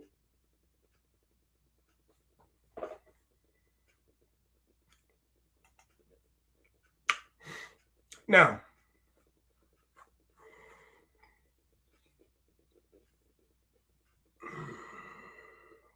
let's look at Daniel chapter 8, verse 21 and 22. It says, and the rough goat is the king of Grecia, that's Alexander, and the great horn that is between his eyes is the first king. Now that being broken, this means when Alexander died, whereas 4 stood up for it, 4 kingdoms shall stand up out of the nation, but not in his power, right? Because when Alexander died, you had 4 generals that survived after he died. We already went over this. We had Antigonus also. He was number 5, right? But him and Seleucus went to war, and Seleucus won. And now the Greek kingdom that was once one united empire under Alexander being the first of Greece, the first king of Greece, now after Alexander died, the kingdom is broken again. It's broken into 4 different pieces. And 2 of the primary guys were always fighting each other. That's the Ptolemies and the Seleucids. They were always fighting each other. So they never stood up in the power that Alexander had. They never did. Let's go over to Daniel chapter 11. Also, I, in the first year of Darius the Mede, even I stood to confirm and to strengthen him. Verse 2. And now will I show thee the truth. Behold, there shall come up yet 3 kings in Persia, and the 4th shall be far richer than they all. And by his strength, through his riches, he shall stir up all against the realm of Grecia. Verse 3. And a mighty king shall stand up, that shall rule with great dominion, and do according to his will. And when he shall stand up, his kingdom shall be broken, and shall be divided towards the 4 winds of heaven, and not to his posterity. What does the word posterity means? The word posterity means sons. specifically. Your posterity is your children, so that would include daughters too. But specifically, we know in the ancient world, it was passed down from father to son. So when you do some research, you guys are going to find out Alexander indeed did have a son, but his son was born after he died. So on his deathbed, he had no son to pass the kingdom on to, which is why he passed the kingdom on to his generals. Everybody got that? So the Bible is right. Let's continue.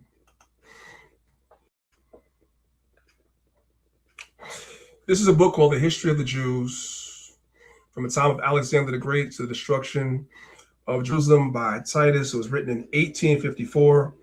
And for the sake of time, I'm not going to read it, but it's going into the same thing that Josephus went into, how the Jews enlisted in the Greek army, right? But we're going to skip that for now. And you guys can see it right there where the arrow is right there. See what it says? It says, and many of them won by his kindness, enlisted as soldiers in his service and accompanied him on his expedition. So in the ancient world, the Jews served in everybody's army. We were in the Roman army. Many of us were in the Egyptian army. Yes, we were in the Egyptian army. We were in the Greek army. We were in all these armies. Here's another book called Military Service and the Interrogation of Jews in the Roman Empire. And this kind of goes into the same thing as well. You had a lot of Jews that were in the Greek and the Roman armies, all right? I'm going to kind of skip certain things just for the sake of time. So now we're going to go back to 1 Maccabees chapter 1, verse 1. And it happened after that Alexander, son of Philip the Macedonian, who came out of the land of Chittim, had smitten Darius, king of the Persians and Medes, that he reigned in his stead the first over Greece. So now we understand that history. Alexander united Greece under the Hellenic League, and he ruled. But then he died, and the kingdom was split again. Same way Greece was split before Alexander is the same way it was split after. Verse 2. And made many wars, and won many strongholds, and slew the kings of the earth. Right? And went through to the ends of the earth, and took spoils of many nations, insomuch that the earth was quiet before him. Whereupon he was exalted, and his heart was lifted up. Verse 4. And he gathered a mighty strong host, and ruled over countries, nations, and kings, who became tributaries unto him, and that includes us. That's what Josephus was talking about. That's why the priests asked if they could not pay tribute every seventh year. Verse 5. And after these things he fell sick, and perceived that he should die.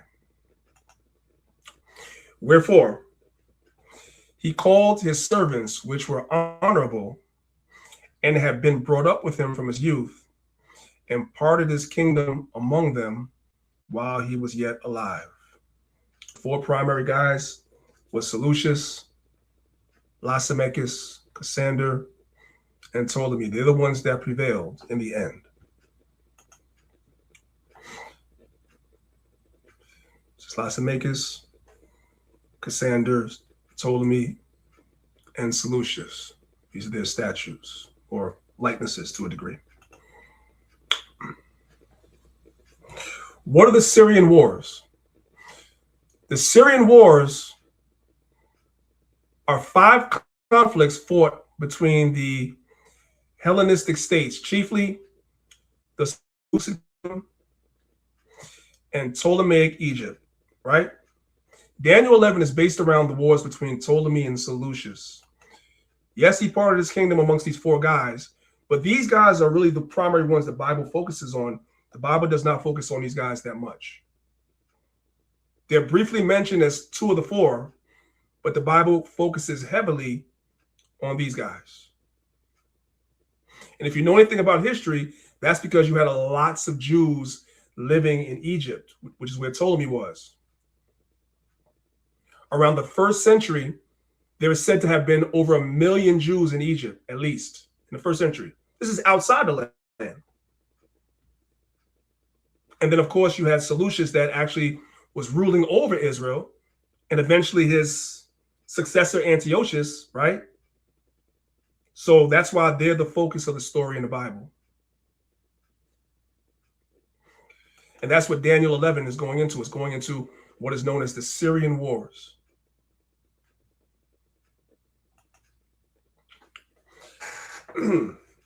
First Maccabees 1, verse 7. So Alexander reigned 12 years and then died. And his servants bare rule, everyone in his place. Verse 9. And after his death, they all put crowns upon themselves, and so did their sons after them many years, and evils were multiplied in the earth. Once this cancer started metastasizing, spreading and spreading and spreading, evils were multiplied upon the earth. It started with Alexander, then once he died and the kingdom split, it got progressively worse. When it says, so did their sons after them, here's the king's list for Seleucus, and here's the king's list for Ptolemy. Now, I want you guys to look at the Seleucid king's list particularly. You guys will see the difference between this king's list and the Ptolemy king's list. The Ptolemy king's list, everybody was named Ptolemy. They kept the name. But the Seleucid king's list, some of them were named Seleucus, some of them were named Antiochus or Antiochus. You even had somebody named Dimitri and Alexander as well, and Typhon. So when you read about these guys in history, you got to know which king's list they belong to, because these are the people that were ruling over us, the Seleucid line. So when we're reading about Antiochus in the book of 1 Maccabees chapter 1, Antiochus is from the Seleucid line. That's where he's from. Everybody got that? Okay. Verse 10. And there came out of them, what's the them? The Seleucid line. A wicked root, Antiochus, or some people say Antiochus, surnamed Epiphanes, son of Antiochus the king, who had been in hostage at Rome, and he reigned in the 137th year of the kingdom of the Greeks. Verse 11. In those days went there out of Israel wicked men, who persuaded many, saying, let us go and make a covenant with the heathen that are round about us. For since we departed from them, we have had much sorrow. So this device pleased them well. Verse 13. Then certain of the people were so forward, they were so far gone herein, that they went to the king, who gave them a license to do after the ordinances of the heathen. So the question now is, that is very, very vague. What are some of these ordinances of the heathen that we decided that we wanted to do? I have a book here called The Jews in Their Land by David Ben-Gurion. I want to go to page 129, right? And let's read what it says. It says, in Jerusalem, the opponents of Onias gained control of the temple, apparently as a result of the change, and took the earliest opportunity to introduce radical administrative reforms that would enable them to carry out their plans in the temple in Jerusalem and throughout Judea. Life in the capital was revolutionized completely, and alien manners. Let me read that fully. Life in the capital was revolutionized completely, and alien manners names and forms of behavior were introduced. For example, Joshua, the brother of Onias, and one of the leaders of the revolution, changed his name to Jason. What are we reading right here? What can we glean from that? It says that we saw it from the king to follow what the Greeks were doing. And the king gave us permission. So one of the first things that we wanted to do, we wanted to be like the Greeks. We got to get rid of these Hebrew names. So I go from being Joshua to being Jason, just so I can be just like the white man. I want you guys to understand what I'm telling you. Not what I'm telling you, what you guys are looking at. These are the Jews that are in the land. These are the Jews that are in the temple. And even they could not resist allowing themselves to be Hellenized. How much more the Jews that are in the diaspora? How much more far removed do you think they were? If alien manners are being done in Jerusalem, then you can be sure that alien manners and customs are being done by the Jews in the diaspora. That's where your Ephesians 2:11-12 comes from. We were aliens from the Commonwealth of Israel. It all makes sense when you put everything together. It all makes sense.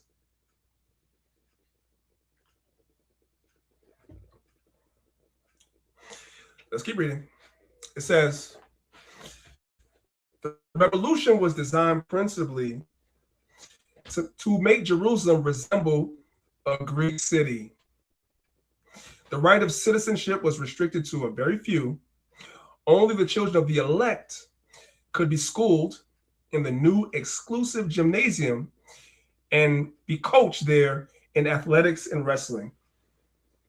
So the priority became to make Jerusalem a Greek city. You send your children to the gymnasium, that's the place of education.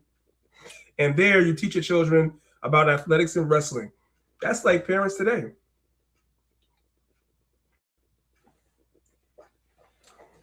Putting their children into these sports and stuff like that. A lot of top elite basketball players, sometimes if you are from a program, you have really elite talent, but you might be from a program in a city or a state where a lot of colleges don't recruit at your high school. And so if they identify a child that's in a school like that, they'll have a child transferred to a school that's more known to have its students recruited by top colleges. Right? This is what happens. The same thing is true of football. This is not new. We were doing this during the time of the Greeks. Same thing. Athletics and sports became super central to our customs. And athletics and sports are super central to our people today. We were good at it today. We're good at it today because we was good at it back then. Right? Okay, let's keep going. By the way, the word gymnasium, when you look it up in the online etymology dictionary, the word gymnasium means a place where people train naked. Now I'm watching on TikTok, and there's a lot of videos popping up on my timeline where people are complaining about a lot of the outfits that a lot of the women wear to the gym nowadays. And I must admit, like, a lot of women are coming to the gym like pretty much almost naked. Like there's like no shame. The things that I see, it's crazy, right? They do have some, something on, but it's something that only your man or your husband or your boyfriend, or whatever, should be seeing. It shouldn't be, everybody in the gym shouldn't be seeing that, but that's, modesty is a lost thing. But in ancient Greece and ancient Rome, people literally train naked in the gym. That's why it was called a gym, gymnos. It means naked. So don't be surprised when you go to the gym today and people in there are half naked. That's the spirit. That's the spirit that it was created for. That spirit is still in there today in America, because America is nothing but ancient Rome, Greece, Babylon, and everything rolled up into one. So it makes sense. Verse 13 again, then certain of the people were so forward herein that they went to the king, who gave them license to do after the ordinances of the heathen, right? Whereupon they built a place of exercise at Jerusalem, according to the custom of the heathen. And we can clearly see what that custom was, to run around with your manhood out while you're working out. And another thing, I'm just venting today. And another thing, it's increasingly, I go to the gym at 5 in the morning. Sometimes I get to even early as 4:30. And I'm able to go into the locker room and, you know what I'm saying, do whatever I have to do in the locker room because I'm there so early. It's not a lot of people. But man, if you go to the gym anytime after 7 to 8 o'clock, you are guaranteed to see several men in the bathroom walking around freely with a swinging. It's ridiculous. I don't go in there.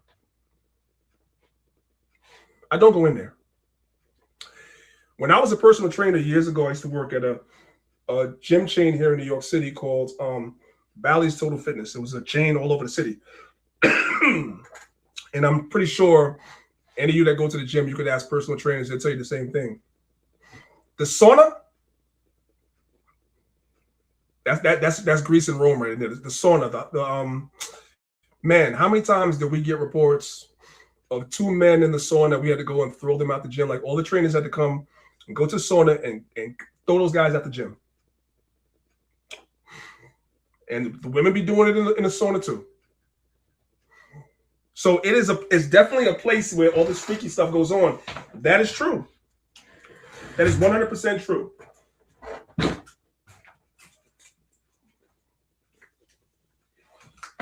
All right, let's continue. Verse number 15. And made themselves uncircumcised, and forsook the holy covenant, and joined themselves to the heathen, and were sold to do mischief. That's our people. That is our people, right? Azab, you there?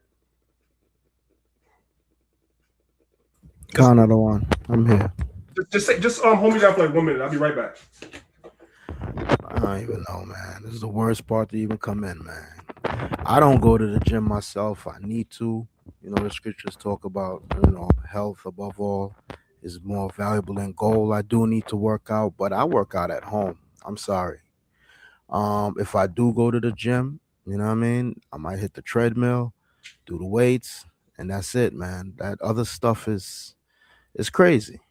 It's crazy. And like the priest said, it's nothing new under the sun because they've been doing it back then. A few slides ago, he mentioned the elites of our people, right? Try to be like the heathens, like the Greeks, and send their children to certain gyms and classes and teach them how to wrestle and do it. It's the same thing going on now because I went to Catholic school, right? And when I was younger, certain schools, they will offer certain programs that public schools don't have. And it's the same thing. But when you get into the programs and you look, you're like, yo, what the hell is this? Greco-Roman wrestling and all type of stuff. It's like, really? So your family got money and this is what they choose to do with it? Send you to a school where 2 dudes is rolling around on a mat? So, yeah, that's not our lot. The Lord didn't call us to do that. And, we got to stay focused with that, man. Okay. The water. All right. We're going to watch this video real quick. So you got the feedback when you. All right, so let's watch this video real quick.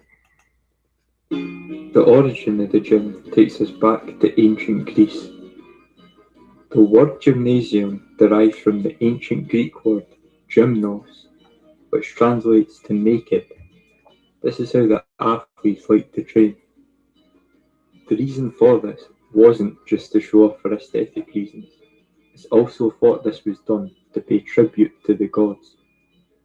Ancient Greek society at large placed a massive emphasis on physical health. A famous example being ancient Greek philosopher Socrates' quote, "No man has the right to be an amateur in the matter of physical training. It is a shame for a man to grow old without seeing the beauty and strength of which his body is capable. Gymnasiums themselves were state-run, open-air venues for men to train for warfare and prove their fitness amongst their peers. Women were banned from entry. That's important to understand. Women were banned from entry. And you know what the men were doing in there. All right? Of course, isn't the case today, where most gyms have moved indoors and have air conditioning, plenty of cardio machines, free weights, and squat racks. Additionally, now there are way more acceptable methods to train. Well, you guys get the idea. We're not going to belabor the point. It's not that important. When you go to 2 Maccabees chapter 4, which I'm not going to read all this, one of the patron deities of the gym of the ancient world was Hercules, and they used to make sacrifices to him, as you can see.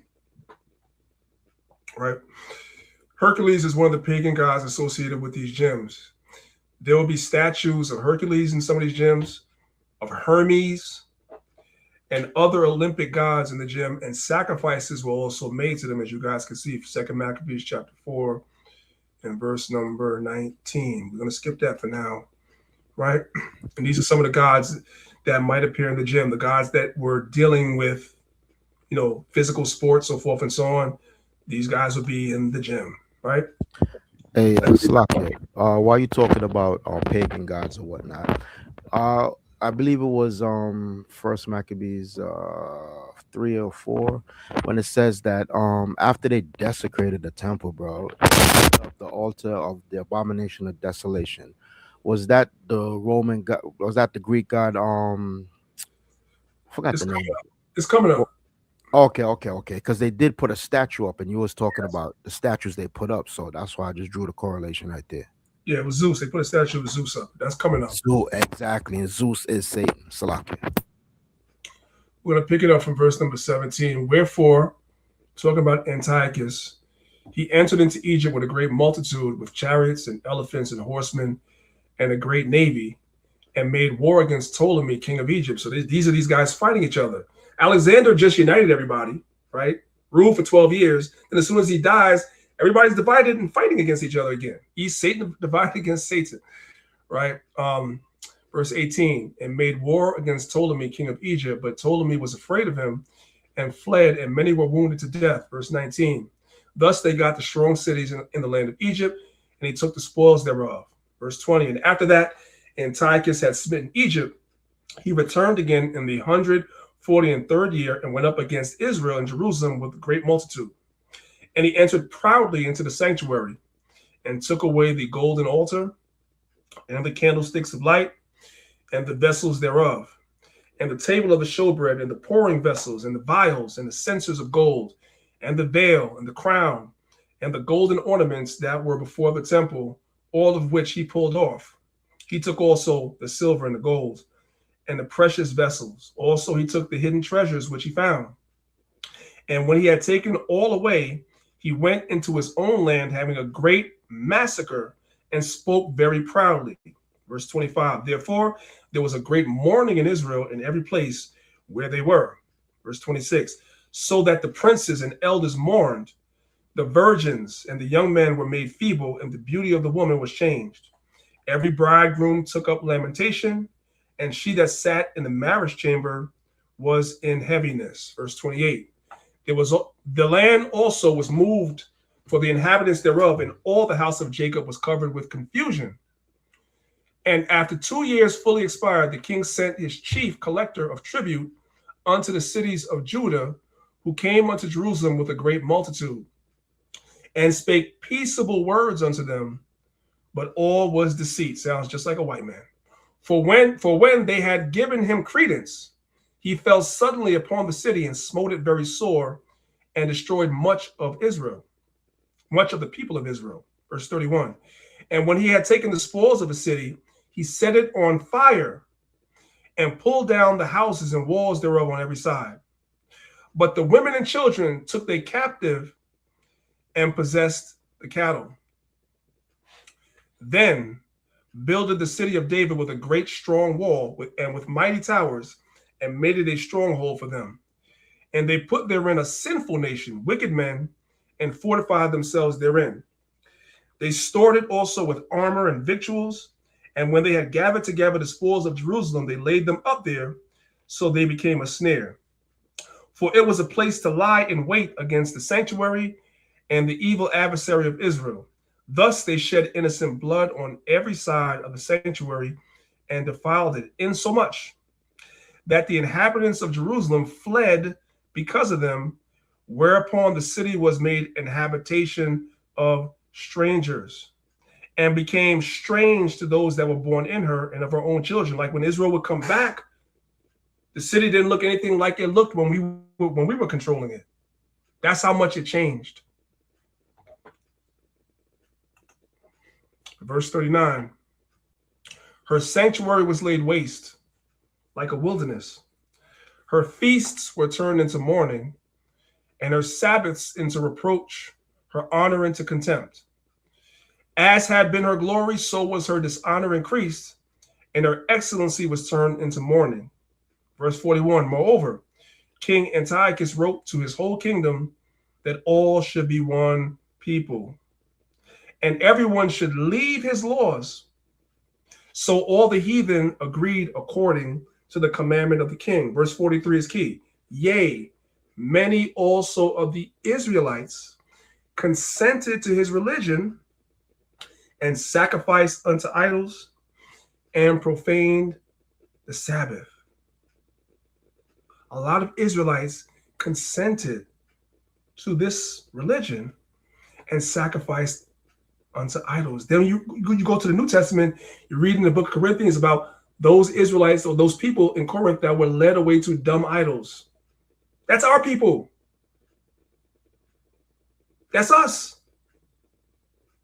A lot of Israelites consented to what the Greeks were doing, and they sacrificed unto the idols. This is Israelites voluntarily Hellenizing. And then the ones that did not do it voluntarily, as we're going to read, were forced to Hellenize.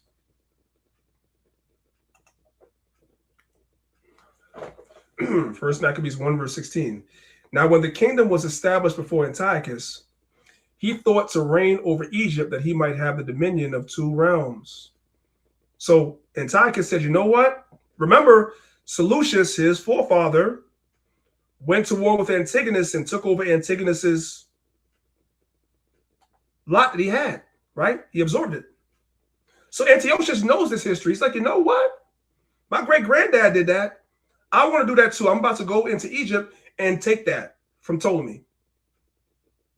That's what I'm going to do.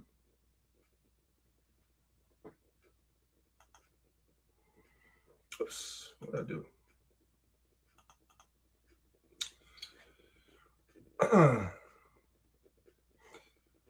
Give me 1 second real quick. I think somebody's, give me 1 second, guys. I'm trying to see something. It's crazy. Why are you looking at that?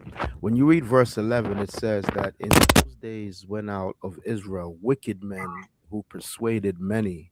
So in the beginning, you had men from Israel, got into people's ear and persuaded them and say, let us go make a covenant with the heathen.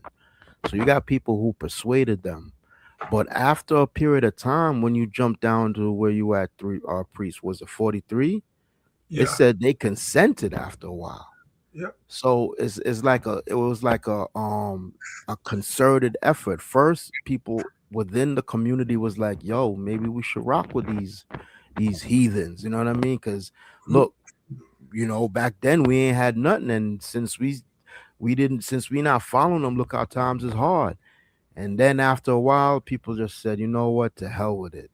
So it's like a step-by-step process to get us to fall. And it's still going on to this day, because you have people within the black community who say, nah, we ain't Israelites. We just regular niggas.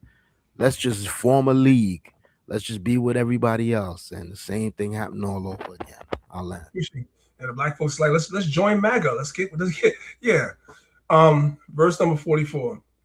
For the king had sent letters by messengers unto Jerusalem and the cities of Judah, that they should follow the strange laws of the land and forbid burnt offerings and sacrifice and drink offerings in the temple, and that they should profane the Sabbaths and festival days.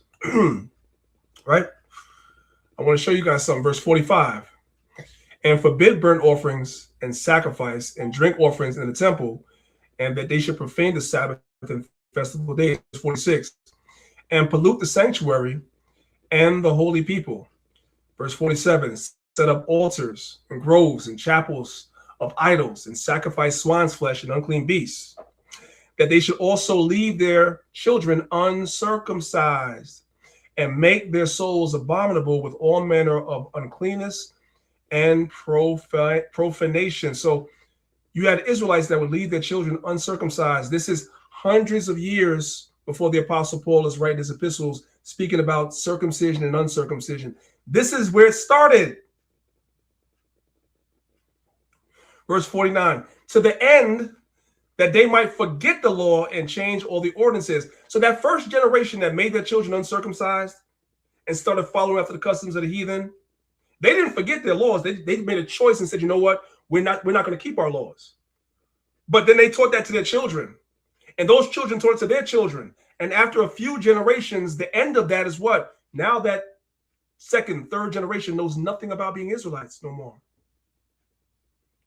That's the end outcome that they wanted. That's the idea. Verse 50, and whosoever would not do according to the commandment of the king, he said, he should die. In the selfsame manner wrote he to his whole kingdom and appointed overseers over all the people, commanding the cities of Judah to sacrifice city by city. Verse 52, then many of the people were gathered unto them, to it everyone forsook the law, and so they committed evils in the land and drove the Israelites into secret places. So we had to go and hide out. If you've been here the whole time on this lesson, you see the same thing in Rome. I showed you guys that where we had to go and hide it in the catacombs. It's like history repeats itself over and over and over again. And guess what?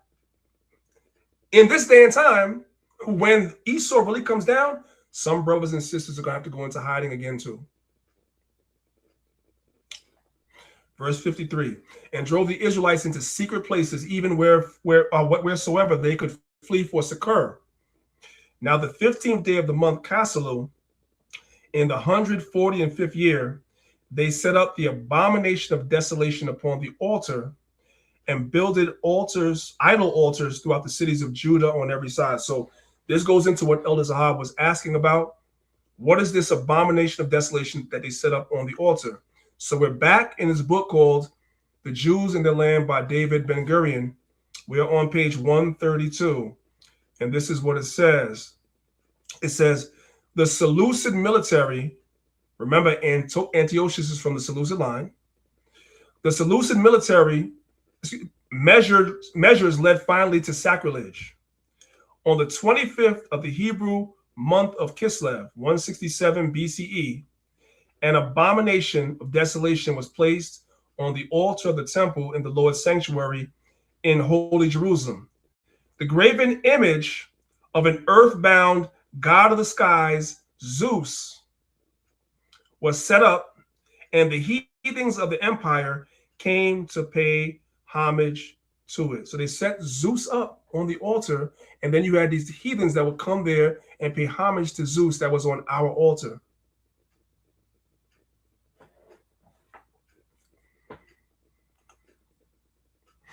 This is from the Jewish Encyclopedia, right?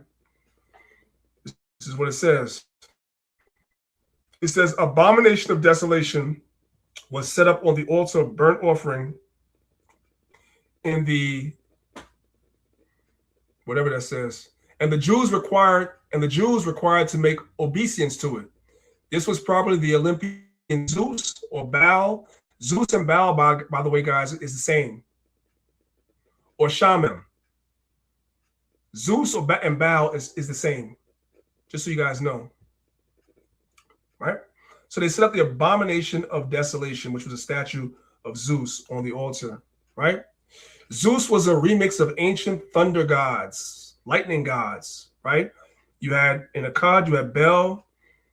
The Canaanites had Baal or Hadad. The Egyptians had Set. The Hurrians had Aplu, right? And the Greeks had Zeus. And the Romans had Jupiter. And the Norse had Thor. It's all the same guy. It's all the same guy.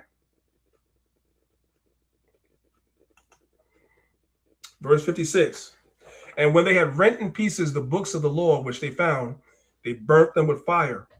And whosoever was found with the book of the testament, or if any committed to the law, the king's commandment was that they should be put to death. Thus did they, by their authority, unto the Israelites every month, to as many as were found in the city. So they would do raids and come in and see if you had the book of the law in your possession. Were you circumcising your children? And if you were, you were put to death. Verse 59.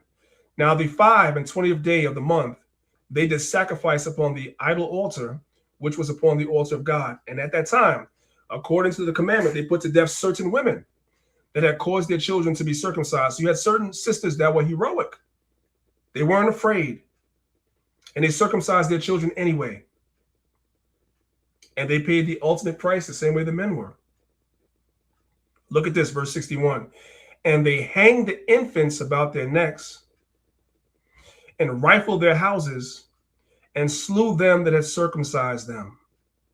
Howbeit, many in Israel were fully resolved and confirmed in themselves not to eat any unclean thing.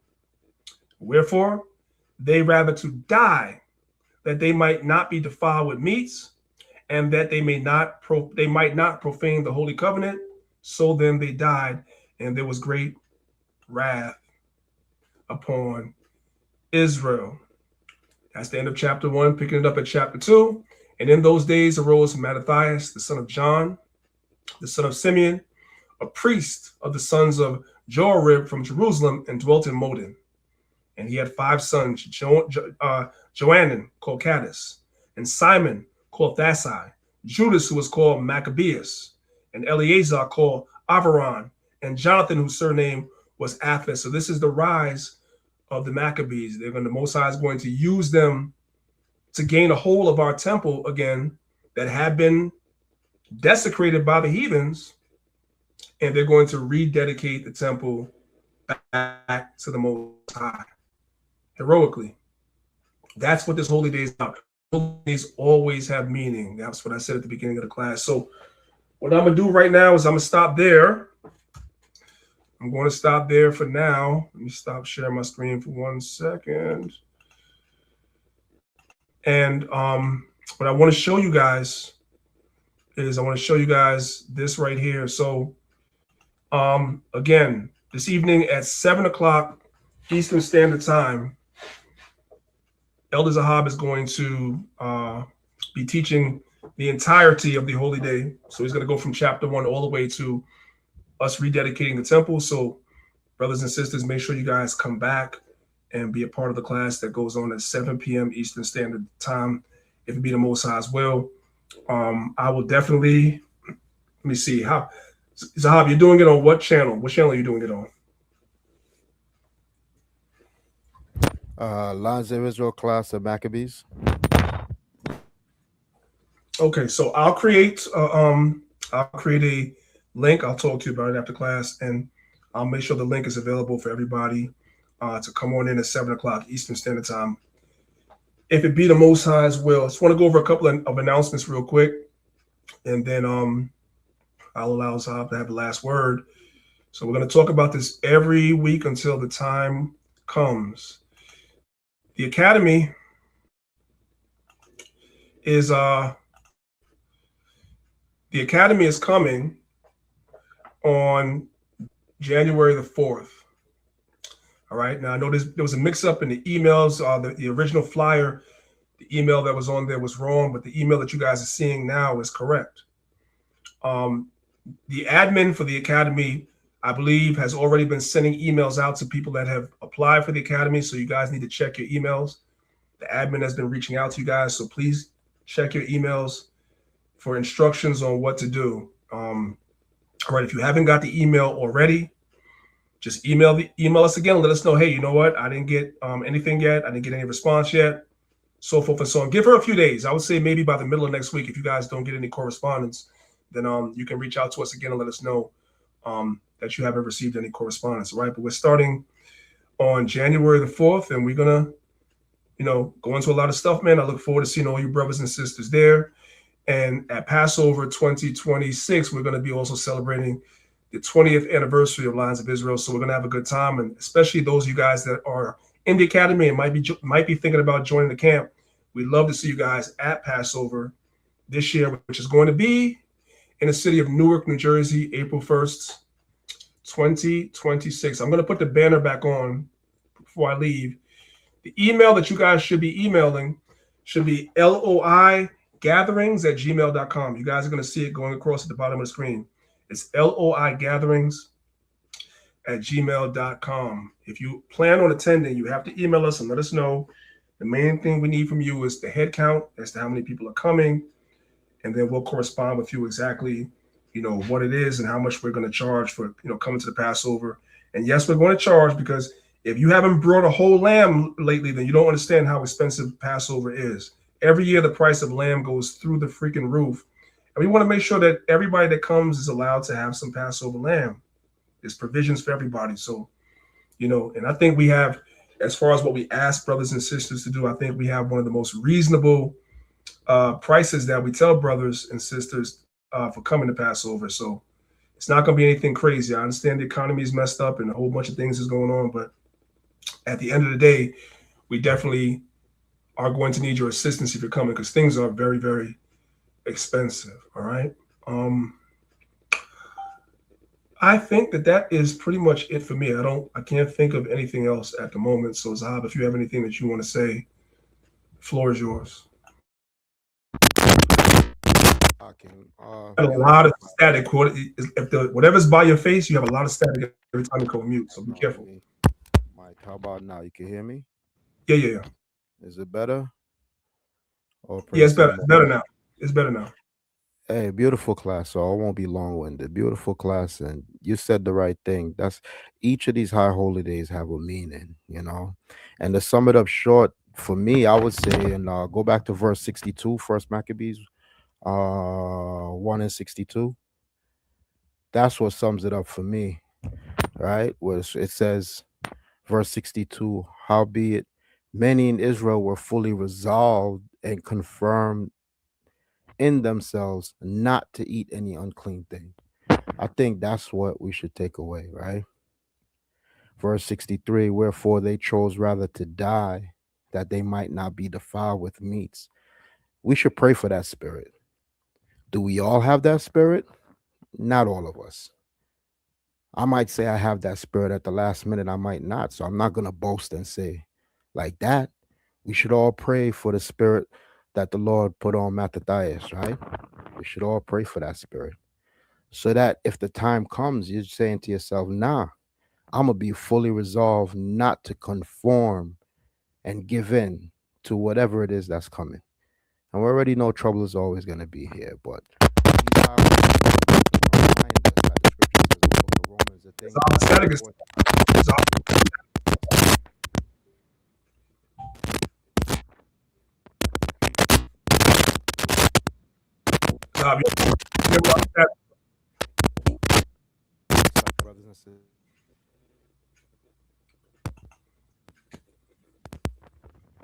Yes, I don't know what you're doing, what you have going on there, but you're terrible.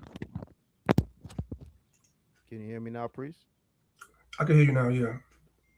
Okay, brothers and sisters, I'm just going to be short-winded. We just got to pray for the Most High, right? And ask him to keep us in the spirit. That's all. Tune in later on. We'll go over it. Again, we're not going to go into the maps and stuff like what priest's going into, but we're going into the spirit of what it is.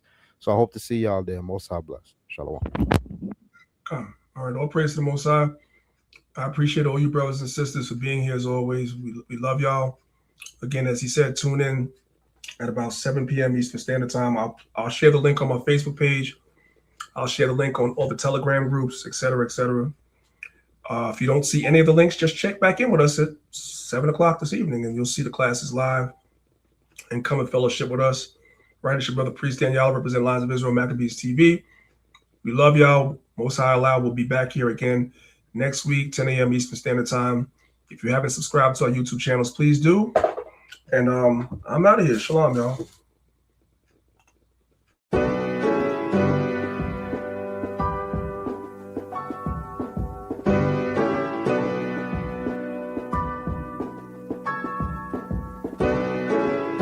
send them prayers up, and then the blessings come down. Yeah. Let's get it. I pray material things never blind me. I pray all this fake love will never find me. I pray I don't have fear for any other man. What I pray for the most is that you understand. I pray material things never blind me. I pray all this fake love will never find me. I pray I don't have fear for any other man. And what I pray for the most is that you understand. If you say you're a king, you gotta have the standards. I say that I pray when I don't have the answers. Don't know the way, then prayer has to come in. It's okay to pray and don't ask for nothing.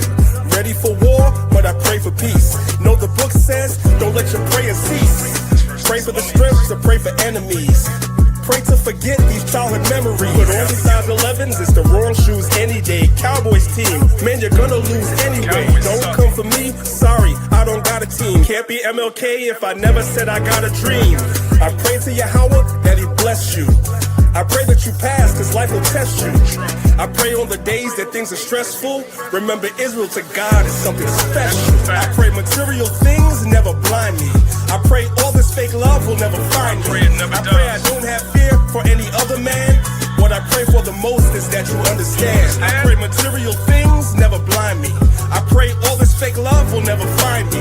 I pray I don't have fear for any other man. And what I pray for the most is that you understand. Yahweh Shah came so he could feed his people. Solomon prayed that he could lead his people. Wise as he was, he didn't see the evil.